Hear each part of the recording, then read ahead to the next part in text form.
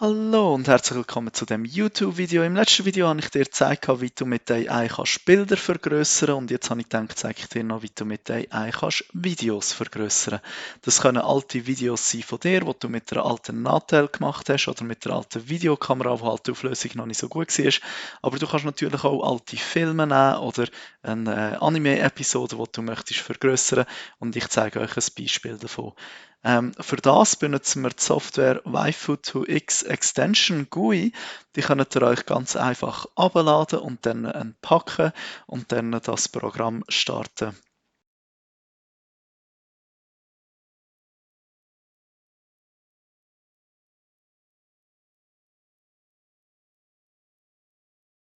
Am Anfang macht das Programm dann einen Check von eurem System. Es prüft, was alles mit dem System kompatibel ist und würde laufen. Und dann könnt ihr auch schon loslegen. Ihr könnt eure Videos, die ihr vorbereitet habt oder vergrößern wollt, hier reinziehen. Und dann könnt ihr ganz einfach von einer Methode wählen. Noch einfacher ist allerdings, wenn ihr eines von diesen Presets auswählt. Es gibt auch verschiedene Presets. Die einen sind für Anime gedacht, animierte Filme, und die anderen sind für Real-Life-Aufnahmen gedacht.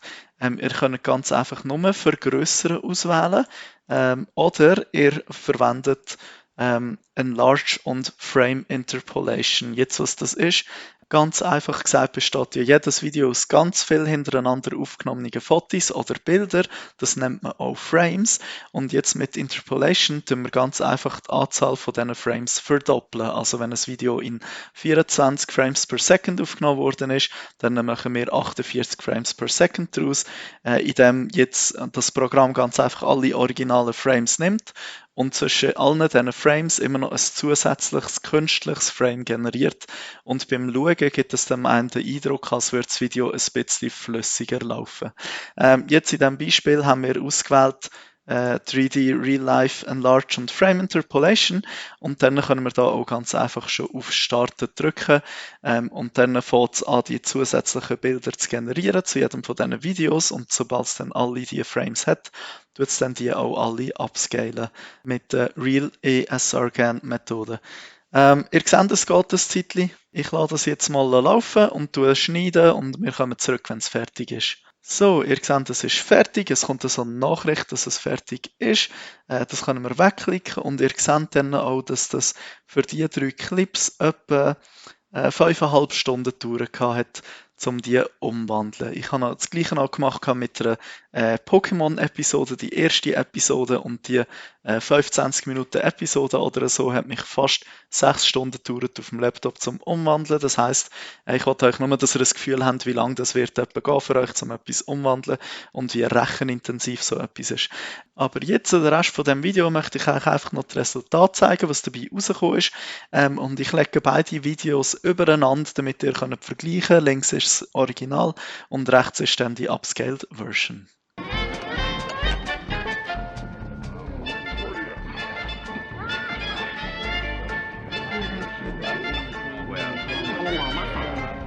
I'm singing in the rain, just singing in the rain. What a glorious feeling, I'm happy again.